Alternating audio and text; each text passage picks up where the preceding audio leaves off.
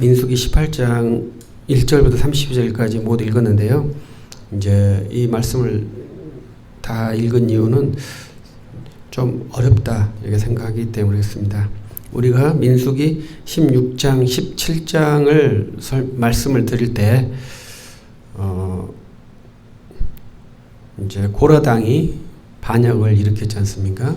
레인의 후손인 고라가 왜 우리는 제사장이 되지 못하고 성막 일만 도맡아야 합니까? 우리도 제사장이 될 수 있습니다.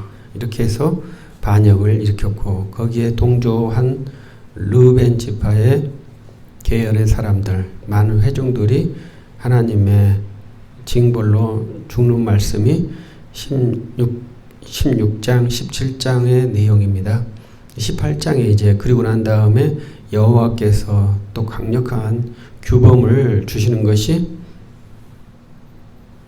민수기 18장입니다. 이 말씀은 계속 법이 반복되는 것 같은데 이것을 법을 더 확실하게 세우는 그러한 말씀이어서 이제 조금은 뭐랄까 반복되는 경향이 있고요. 왜 이런 말을 계속 해야 될까? 이러한 의구심도 들은 그러한 말씀 중에 하나입니다.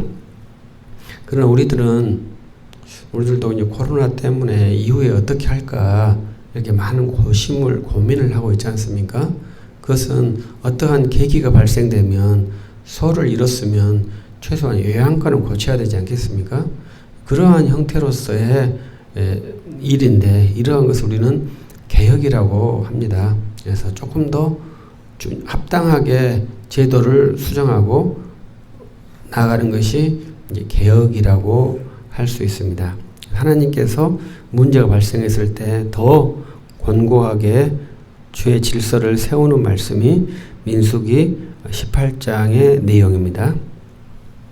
우리는 이제 참고적으로 레위 지파가 제사장이 되는 게 아닙니다.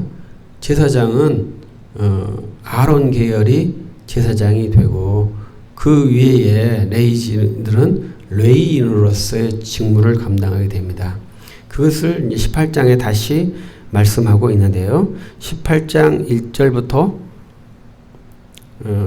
19절까지가 아론의 후손 계열 제사장에 대한 범위를 말씀하고 있고 또 21절부터 32절까지는 이제 레위 자손에 대한 범위를 말씀하고 있습니다. 그래서 이 두 지파가 엄격하게 두 형태가 엄격하게 구분하고 있다는 것이 지금 민수기 18장의 주요한 내용입니다.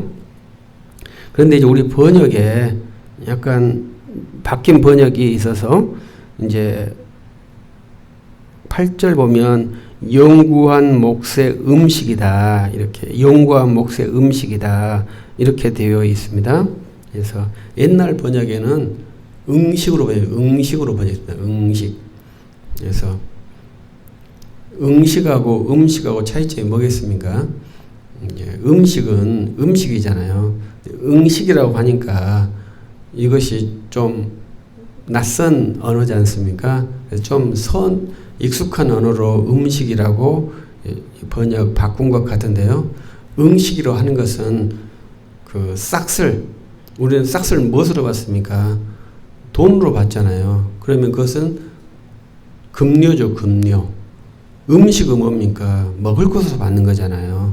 그런데 음식은요, 두 가지가 함께 있는 거예요.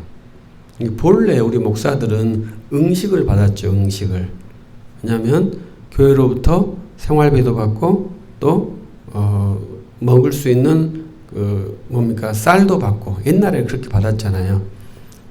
지금도 그렇게 해야 한다고 저는 생각하는데 그것을 응식이라고 하고 돈만 받으면 사례, 생활비, 급료 이렇게 볼 수 있고 이제 음식으로만 받으면 이제 음식이 되는데 제사장들은 그 제물들이 음식이지 않습니까? 그런데 또 한 군데 보면 16절에 보면 세겔을 더 받아요. 그래서 이건 음식이 아니잖아요. 그래서 제사장들은 이 음식, 제물로 된 그 식품들과 그 다음에 싹수로 된 급료로 된 세겔, 이 두 가지를 함께 받은 형태로서의 음식이에요. 그래서 이제 그렇게 번역을 했는데 이제 새로운 번역에서 음식으로 번역을 해서 제사장들은 음식만 받은 것으로 이해할 수 있는데 그렇지는 않고 세겔도 받았다. 그래서 두 가지를 함께 받은 사람들이 제사장이라 볼 수 있고요. 레위인들은 11조를 받았습니다. 11조는 이제 돈도 될 수 있고 이거 똑같은 거죠. 모든 것에 10분의 1을 받은 것이니까요.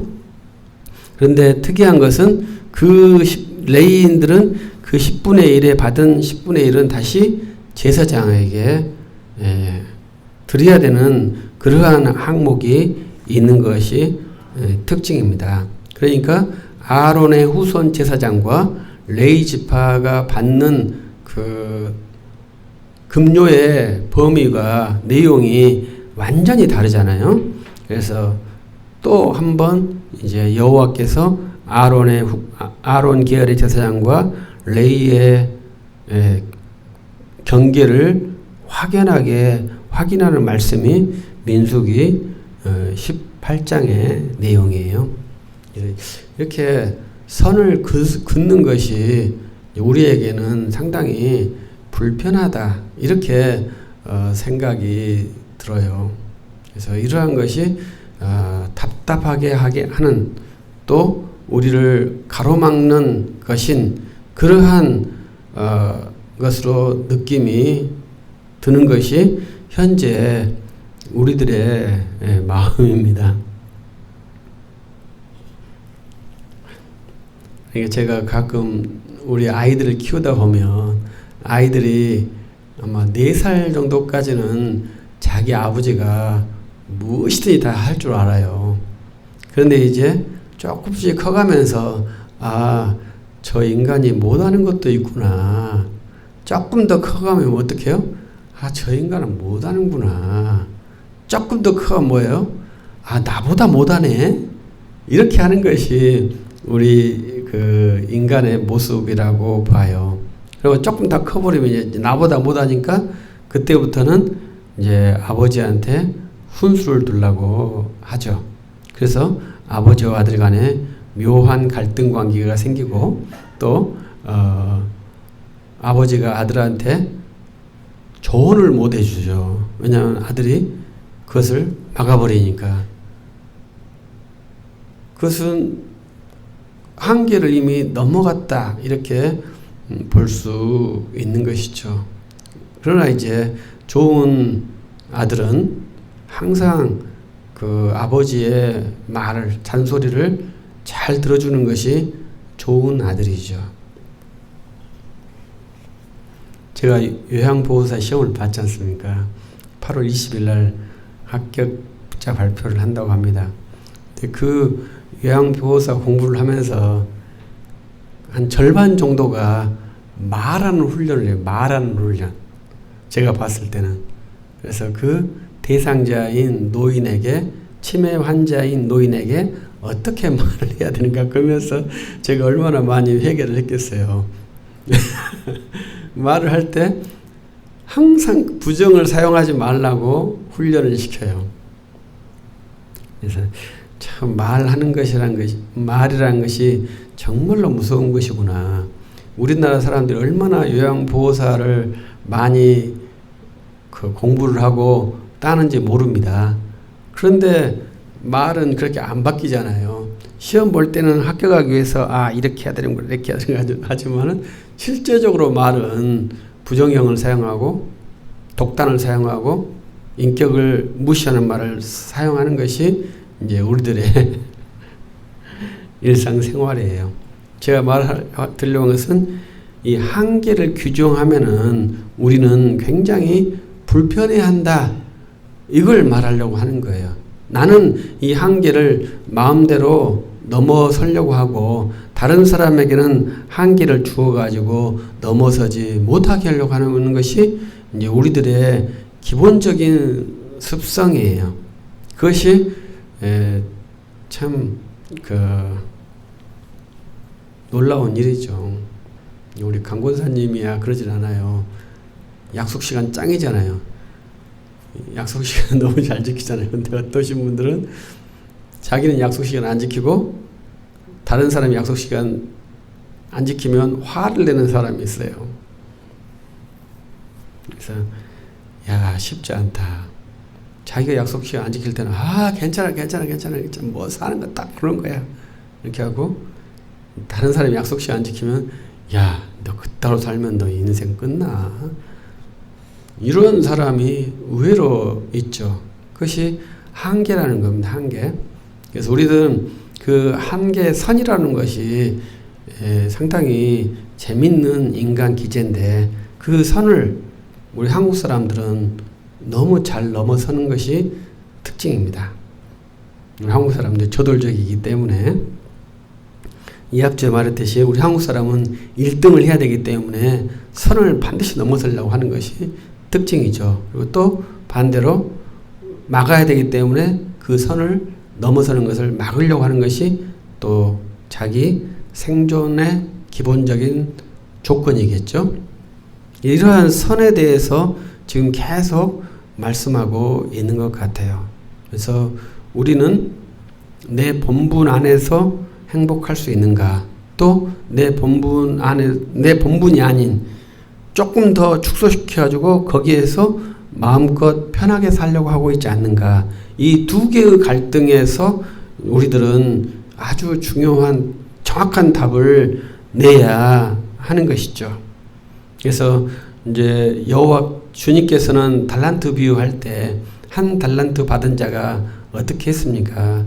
이 달란트를 꽉꽉 숨겨버렸잖아요. 그리고 주인한테 한 달란트만 내놓으면서 꾸중을 받는 것이 한 달란트 받은 사람의 죄죠.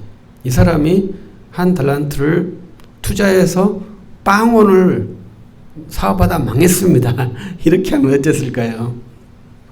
그것도 결코 쉬운 일은 아니죠.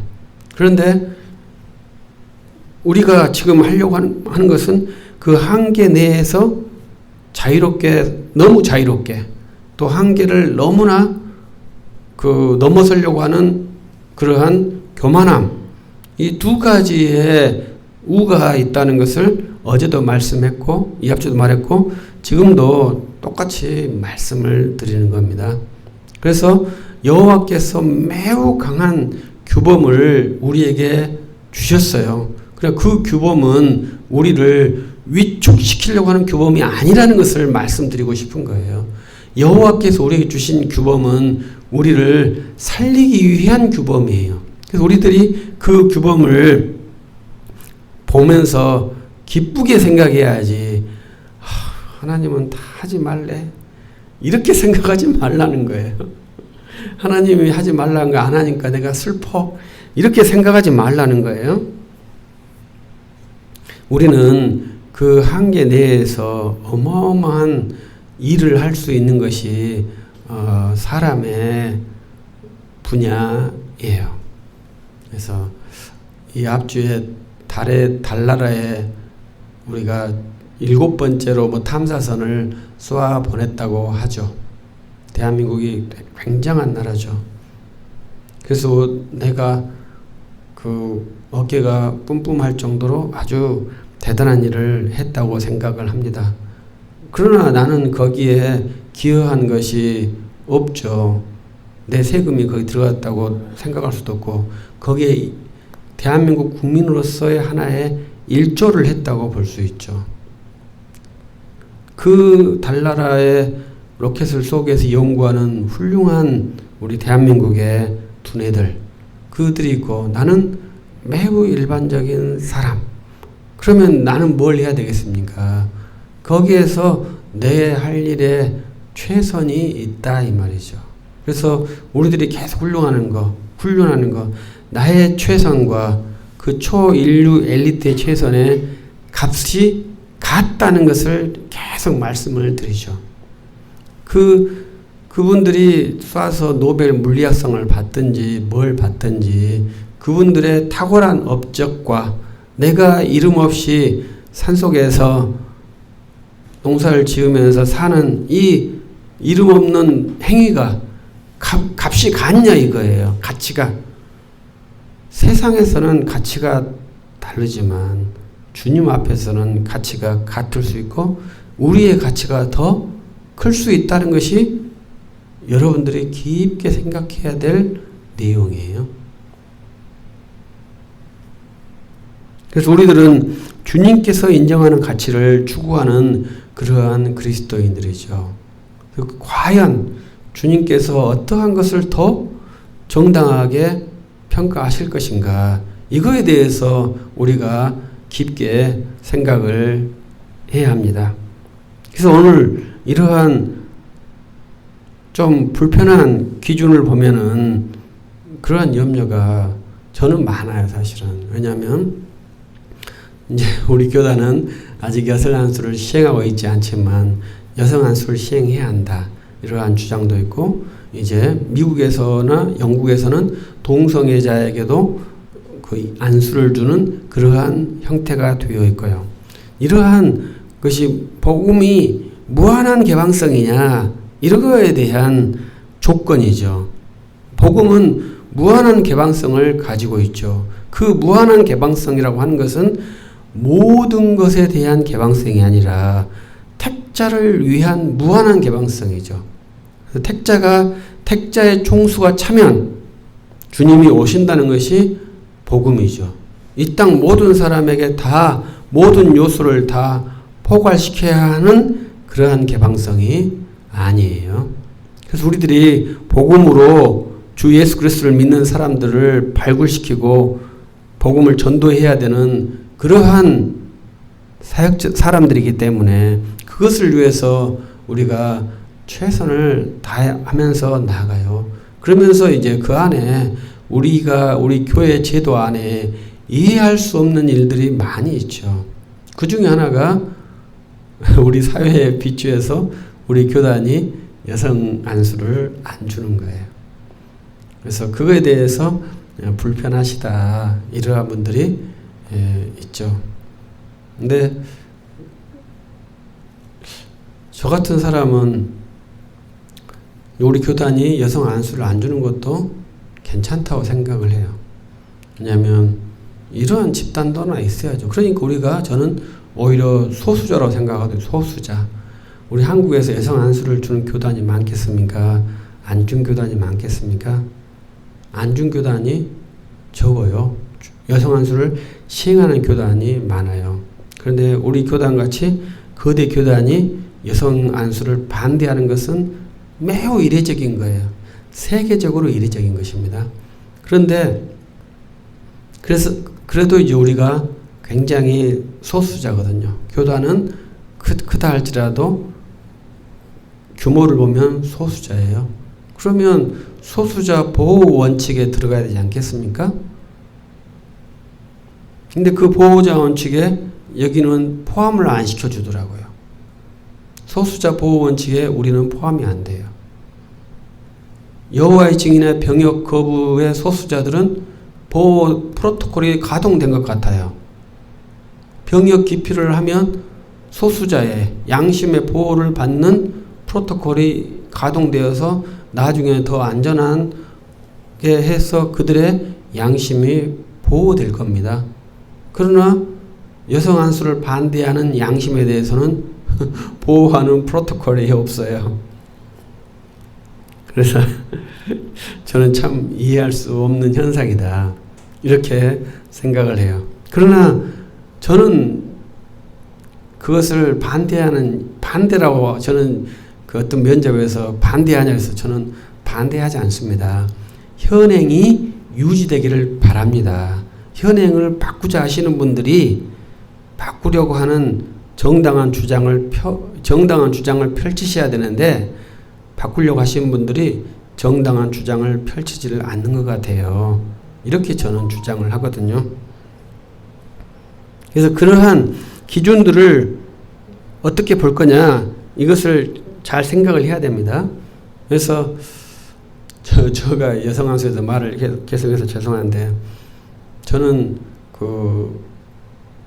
우리 교회 또 저나 우리 교회, 우리 교단, 다른 분들도 마찬가지입니다만은 여성을 억압한다고 생각하지 않거든요. 근데 우리 자매님들이 우리 교회가 여성을 억압한다고 생각하신다면 제가 큰 잘못을 한 것이죠. 그런데 여성이 억압받는다.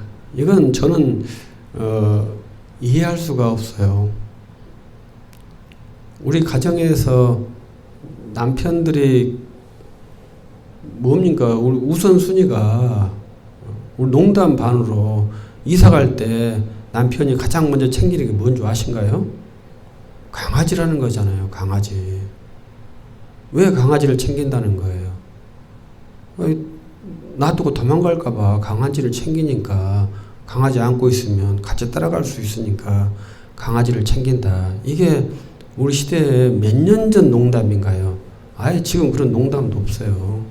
그만큼 남성의 가치가 떨어졌다는 것이 우리 사회고, 우리 사회 속에서 우리 크리스천의 가정이 그렇게 살고 있지 않나요? 그런데도 이 교회에 오니까 여성들이 무시를 받나요? 그렇지는 않겠죠. 그래서 우리들이 이 질서를 지킨다는 것이 참 놀라운 일이라고 봐요. 그래서 저는 여성 안수 바꾸는 것도 뭐 바꾸려면 바꾸겠죠. 그런데 가장 중요한 게 뭐예요? 교회가 부당한 일을 2000년 동안 했다는 것을 인정을 해줘야 된다 이 말이죠. 그것이 가장 위험한 일이죠. 우리 교회가 복음에 위배되는 행동을 했습니까? 그것을 인정을 상호 협약을 해줘야 된다는 거죠. 그러면 신천지를 우리가 어떻게 비판을 하겠습니까? 신천지는 뜬금없이 과천에 일어나가지고 자기들이 진짜 신천 신지를 인도하는 유일한 증인들이라는데, 그것을 우리가 비판을 가장 큰 이유는 과천에서는 참된 진리가, 기독교 진리가 발생할 수 없다는 것이거든요. 기독교 진리의 바로는 1세기 예루살렘, 골고다에서 죽으신 그 십자가, 그 예루살렘 교회, 안디옥 교회, 이 교회에 있다는 것이 우리들의 믿음이에요. 근데 그 교회가 여성을 억압하는데 동참했다고 동의할 수 없다 이거죠. 그리고 500년 전에 칼빈이나 루터, 우리 스코틀랜드 교회, 미국의 교회들이 여성을 억압했다고 동의할 수 없다 이거죠. 그래서 교회에서 마녀 재판은 용인했습니다. 그러고 또 우리가 깊이 반성을 하고 그것은 계속 해결을 하고 있죠. 그러나 그건 좀 다른 문제입니다. 그래서 이 주께서 정해신 이 규범을 옮긴다는 것은 결코 쉽지 않은 것이고, 거기에 규범 안에 너희들이 있거라 이렇게 주님께서 하시는 말씀이 있어요. 그럼 우리들이 너무 불편하다 이거죠. 주의 규범대로 사는 것이. 그러면 어떻게 하겠냐 이거예요. 주의 규범대로 좀 살면 안 되겠냐. 이렇게 한번 살아보면 어쩌지 않냐. 이것을 깊게 한번 생각해보고 그 주님께서 말씀하신 그 규범을 효과적으로 지켜내면서 주의 교회를 이룰 수 없지 않겠느냐. 그럴 수 있다고 저는 생각을 한 것이죠.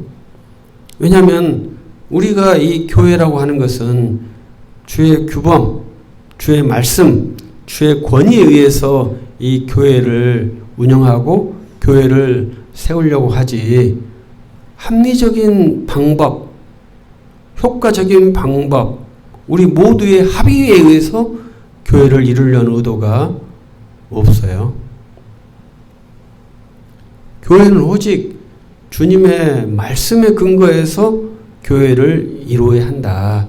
이것이 교회의 아주 특이한 것이에요. 그래서 우리 교회와 국가는 결이 완전히 달라요. 그래서 우리들이 국가의 정책, 시대의 정책이 이 교회의 정책과 전혀 다를 때가 의외로 많죠. 우리 교회가 국가 속에 있는 그러한 공동체이지만 이 세상 속에 있는 교회가 거룩한 교회로서 세상에 물들지 않고 세상에 들어가지 않는 그러한 공동체를 만드는 것이 지금 우리들의 아주 중요한 미션이죠. 그것이 가나안 땅에 들어가는 이스라엘에게 요구한 것이고 현재 지금 우리에게 요구하는 거예요.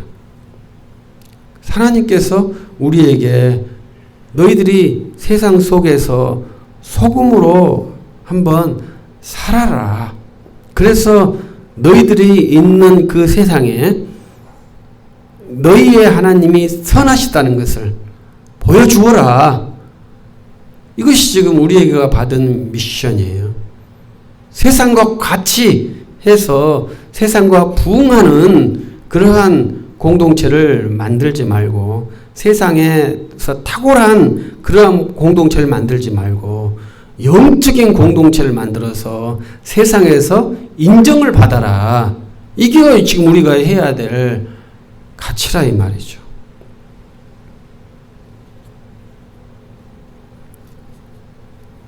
그것은 주님께서 명확하게 세워진 그 규범을 우리가 잘 준수하면서 하는 것이 우리가 해야 될 일이라고 생각합니다. 그러면 이제 이런 질문도 받을 수 있죠. 그럼 너는 잘 지키냐? 이렇게 질문을 받을 수 있죠. 근데 잘 지켜서 하는 게 아닙니다. 우리가 항상 말하잖아요. 내가 잘 하기 때문에 하자는 게 아니에요. 내가 잘 했기 때문에 나처럼 하자는 게 아니에요. 주의 말씀대로 하자는 거죠. 그러나 우리 교회가 주의 말씀의 기준들을 많이 후퇴시켰죠. 그 후퇴한 것의 결론이 지금 여기까지 왔다고 볼 수 있어요. 옛날에 우리 한국교회에서는 박윤선 목사님이라는 아주 훌륭한 분이시죠. 그분이 징계를 받았어요. 징계받은 이유가 뭐냐면 선교사님이 주일날 배 타고 부산에서 아마 미국으로 가신다는 거예요. 그걸 듣고 배웅하러 갔다고 징계를 때렸어요. 옛날에. 그 지금 현재 우리 수준에 이해가 되십니까? 근데 그 당시 우리 교회에서는 주일날 일체 모든 것을 금하는 수준이었기 때문에 배웅하러 가는 그 행위를 소환시켜서 정죄를 했어요. 근데 지금 우리는 우리 주일날 너무나 자유롭게 행동하고 이 코로나 상황에서 더 자유로워졌고 이러한 느슨한 틈에는요 다른 것이 반드시 타고 들어온다는 것이 항상 원리예요. 느슨해지면 그 약점으로 계속 파고 들어와요.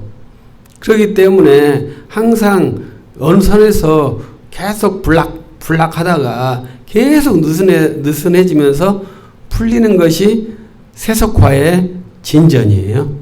그래서 교회가 처음에는 안 돼 하면서 안 돼 계속 안 돼 하다 보니까 다 돼 있는 거예요. 하자 이렇게 합의한 적이 없어요. 그런데 다 돼 있는 거예요.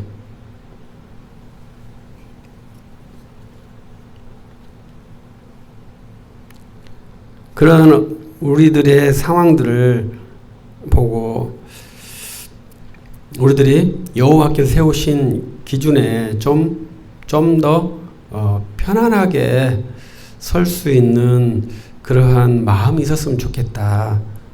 이러한 제 큰 바람이에요. 근데 저 개인적인 소회로는 제가 목사가 된 사람이잖아요. 목사가 되어서 이제 30년을 향해서 나가고 있는데 벌써 30년을 근데 이 목사라는 게 무엇일까 이렇게 곰곰이 저는 많이 생각을 할 수밖에 없는 상황이에요. 왜냐하면 제가 목사가 되기 위해서 어렸을 때부터 열심히 기도하고 준비했다가 목사가 된 사람이 아니고 성경만 좋아하다가 갑자기 목사가 된 사람이거든요. 그래서 성경하고 이 목사하고 저는 같은 줄 알았어요. 근데 같지 않아요. 그래서 제가 여러분들하고 약간 어려운 점이 그겁니다. 저는 지금도 성경을 좋아하는 인간이잖아요. 그것을 여러분들이 잘 양해해 주셔서 여기까지 지금 잘 버티고 있다고 생각을 해요. 근데 목사하고는 약간 다르거든요. 그러면서도 제가 목사라는 것을 하고 있기 때문에 목사님들과 함께 동역도 하고 교제도 하고 제가 항상 거의 만나는 사람들은 제 목사님들을 만나죠. 그래서 목사에 대해서 조금 이해를 하고 있어요. 그 하나님께서 왜 이 불필요한 인간 목사를 세우셨을까? 이렇게 많은 고민을 해요. 목사 없이 그냥 크리스찬들이 자유롭게 모여서 하면 얼마나 효율적일까 이렇게 생각을 해요.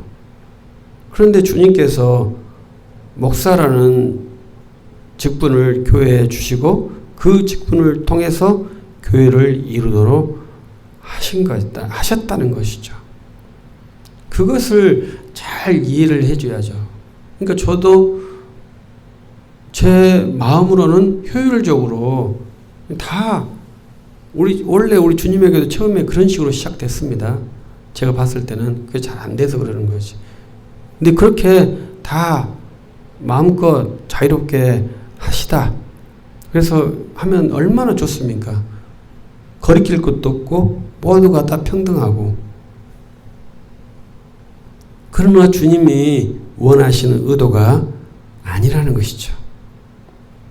주님께서는 자기의 몸 된 교회를 자기의 사역자인 목사와 직분자들을 중심으로 해서 교회를 이루시겠다.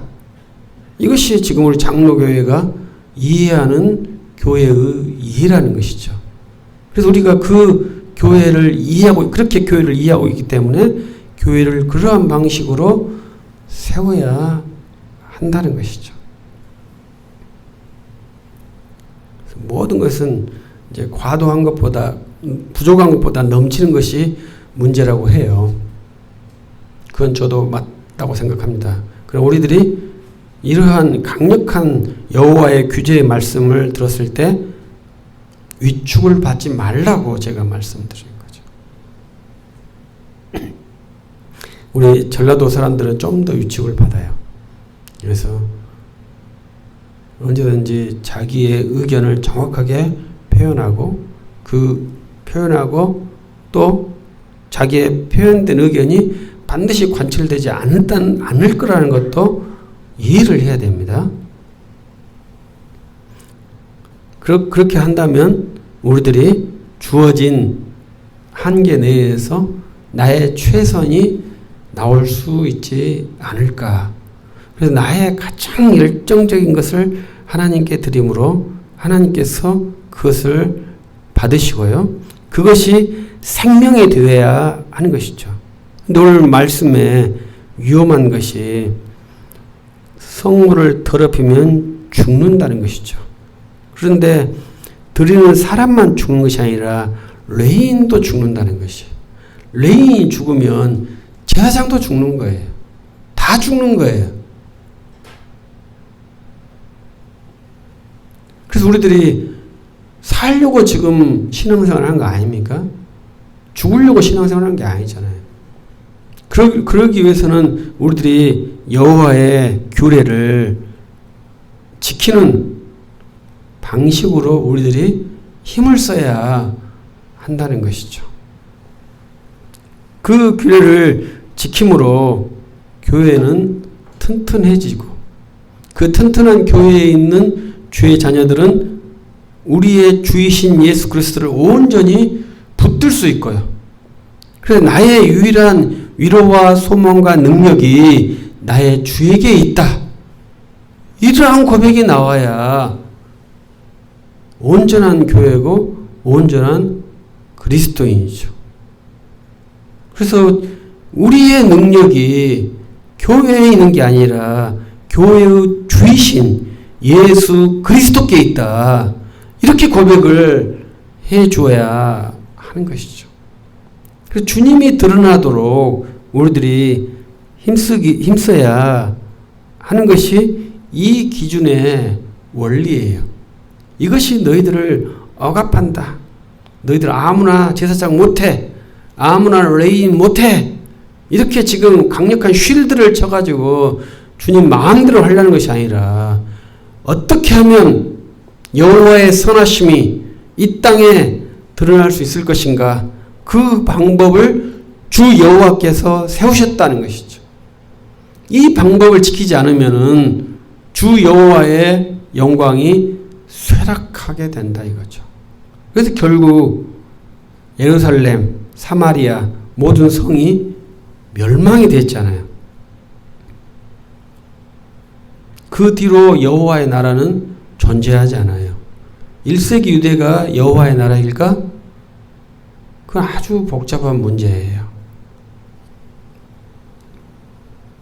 왜 거룩한 여호와의 나라가 멸망이 되었습니까? 그건 제사장과 레위인이 부패했기 때문에 그래요.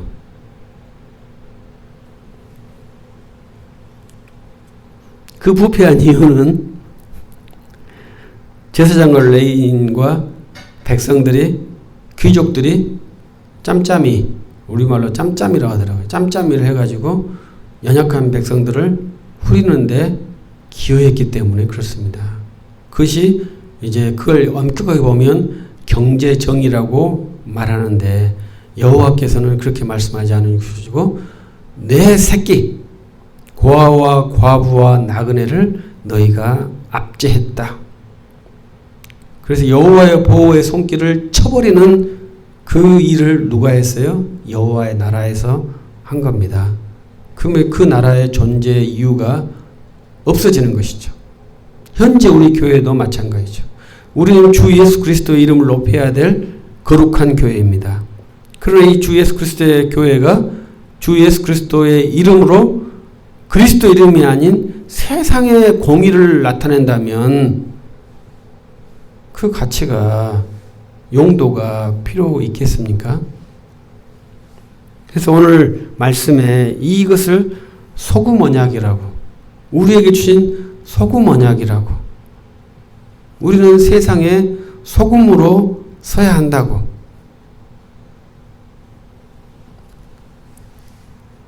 소금은 소금 맛을 내는 순간 소금이 아니고요. 소금 맛을 내지 않는 순간 소금이 아니에요. 소금 맛은 없어야 소금 맛이죠. 그러나 맛은 있는 것이죠. 그래서 우리들이 소금으로서 이 땅에서 살 때 어떻게 해야 우리가 소금이 될 것인가? 그것은 세상의 법칙을 따른다면 절대 소금은 될 수 없다는 것이죠. 또 세상의 법칙을 무시해서도 소금이 될 수 없습니다. 여호와의 법은 세상의 법을 세우기도 하고 사랑하기도 하고 옹호하기도 하고 그 법을 촉진하기도 하는 그러한 능력이 있어요. 그렇기 때문에 세상의 법을 떠나는 것은 아니에요. 그러나 세상 법으로 하는 것도 아닙니다. 그래야만이 소금이 돼요. 우리들이 이 세상 속에서 살아갈 때 그리스도의 백성으로서 소금이 되어야 합니다. 그 소금이 되는 것은 여호와께서 세우신 기준들을 우리가 잘 지키는 거예요. 그래서 한번 여호와께서 주님이 세우신 기준들을 한번 계속 알아야 되거든요. 기준들을 우리가 잘 모르니까 그 기준을 알기 위해서 우리들이 계속 토의를 하는 것입니다. 그래서 제가 이제 신학을 공부할 때 이제 가르치는 것 중에 하나는 뭐냐면 모르는 거.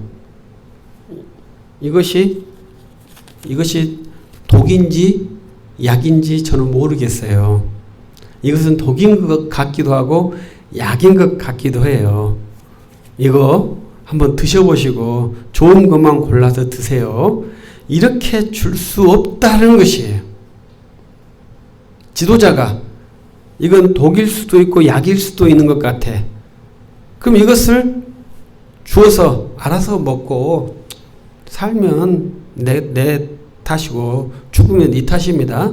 하고 주면 안 된다는 거예요. 이것이 위험하기 때문에 먹지 말라고 내가 좋은 건지 나쁜 것인지 모르기 때문에 나는 너한테 이것을 먹지 말라고 한다. 이렇게 가르치라는 거예요. 나는 모르기 때문에 너에게 뭘 할 수가 없어. 네가 알아서 해. 이렇게 하지 말라는 거예요. 모르는 것은 하지 말라고 해야 한다. 이게 제가 주장하는 바예요. 모르니까 가보자. 이거 안 된다는 거예요. 그래서 여러분들이 또 한 번 강조해서 반복하셨으면 목사를 위해서 많이 기도한다는 것은 목사가 모르면은 저 같은 사람은 가지 맙시다. 이렇게 말한다는 거죠.